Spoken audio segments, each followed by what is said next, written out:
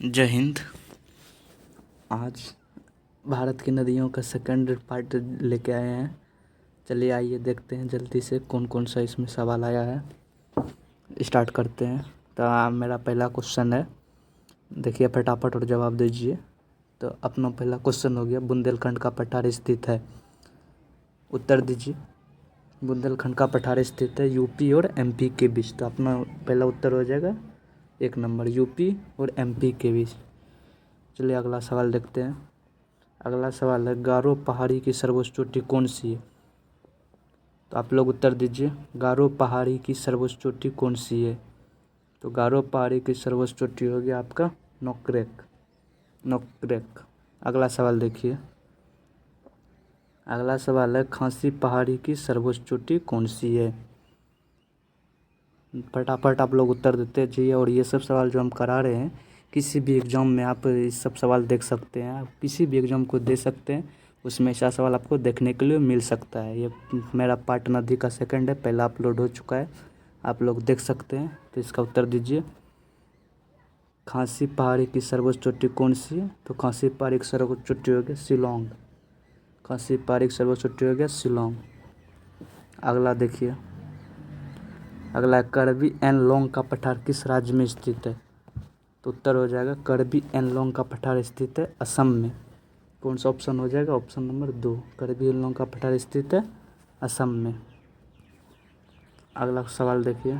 अगला सवाल है, मांडव पहाड़ी और वर्धा पहाड़ी किस राज्य में स्थित है? उत्तर दीजिए, मांडव पहाड़ी और वर्धा पहाड़ी किस राज्य में स्थित है? तो मांडव पहाड़ी और वर्धा पहाड़ी, ये आपका उत्तर हो जाएगा गुजरात। तो ऑप्शन 1 नंबर हो जाएगा गुजरात। गुजरात। चलिए आगे देखते हैं। आगे है, कदमत और थुंडी द्वीप किस यूटी में स्थित है? उत्तर दीजिए साथियों, कदमत और थुंडी द्वीप किस यूटी में स्थित है? तो आपका उत्तर हो जाएगा ये लक्षद्वीप। कौन सा हो जाएगा? लक्षद्वीप। देखिए साथियों, अगर आप लोग ये सब वीडियो बहुत बढ़िया से पूरे इस यूट्यूब का वीडियो एक एक वीडियो 2 बार 3 बार देख लीजिएगा, तो आप किसी भी एग्ज़ाम में ऐसा सवाल आएगा तो आप छोड़ के नहीं आइएगा एग्ज़ाम से, ये मेरा वादा है। चलिए आगे देखते हैं। सॉरी, चलिए आगे देखते हैं। एक, इंदिरा गांधी नहर के वास्तुकार कौन है?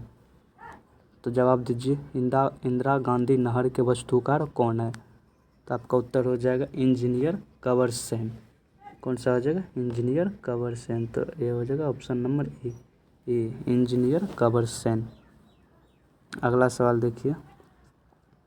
अगला सवाल है, बहुउद्देश्य नदी घाटी परियोजनाओं को आधुनिक भारत का मंदिर किसने बताया या किसने कहा?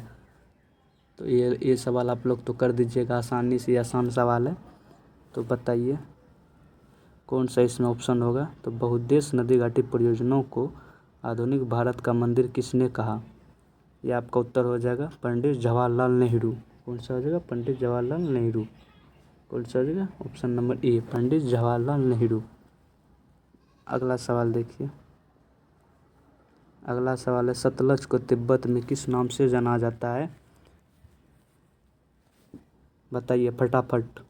सतलज को तिब्बत में किस नाम से जाना जाता है? तो इसे सतलज को तिब्बत में लोंगचेन खम्भाब के नाम से जाना जाता है। किस नाम से? लोंगचेन खम्भाब। किस नाम से? लोंगचेन खम्भाब के नाम से जाना जाता है।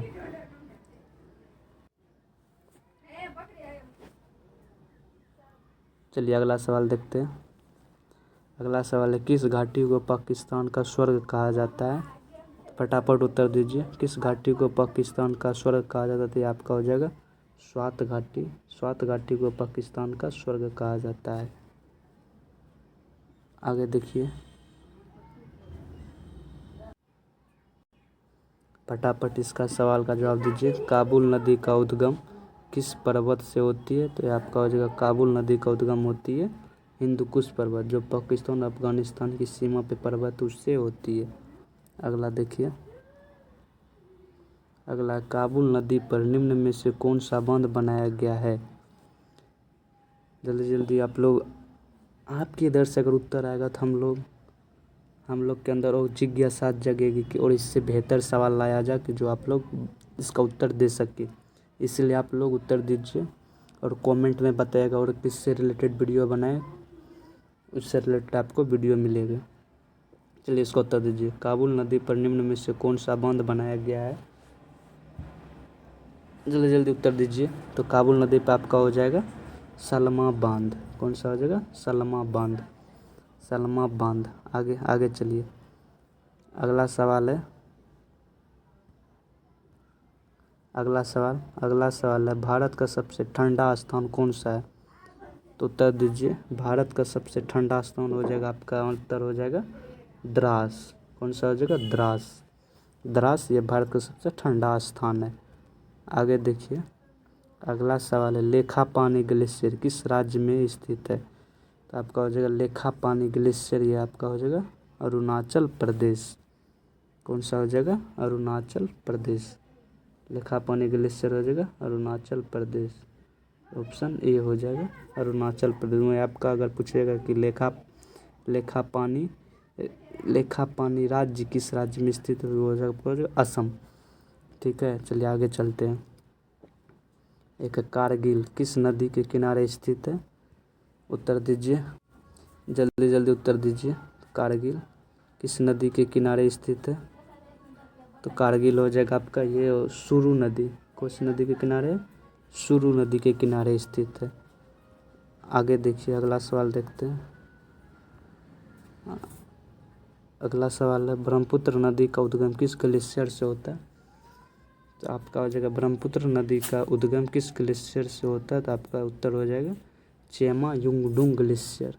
जैसे चेमा युंगडुंग ग्लेशियर से। अगला सवाल है, बोगीबील पुल की लंबाई कितनी है? आपका बोगीबील पुल असम राज्य में स्थित है। तो बोगीबील पुल की लंबाई हो जाएगा 4.94 किलोमीटर। तो ऑप्शन नंबर ए 4.94 किलोमीटर। ये बोगीबील पुल असम में है। चलिए आगे सवाल देखते हैं। अगला सवाल है, अगला सवाल अंतः प्रवाह की भारत की सबसे लंबी नदी कौन सी है? तो अंतः प्रवाह की भारत की सबसे लंबी नदी हो जाएगा आपका उत्तर घग्गर नदी। कौन सा हो जाएगा? घग्गर नदी। थोड़ा वो टाइपिंग मिस्टेक हो जाता है, तो आप लोग वैसा समझ सकते हैं। चलिए अगला सवाल है, रानी की वाव गुजरात में किस नदी के किनारे स्थित है? उत्तर दीजिए। रानी की वाव गुजरात में किस नदी के किनारे है? ये हम बता देते हैं, आपको ये बताना है कि रानी की वाव जो कि गुजरात में स्थित है, ये कितने रुपए के नोट के पीछे है, आपको ये बताना होगा। इसका आंसर हम बता देते हैं, किस नदी के किनारे? तो यह हो जाएगा सरस्वती नदी।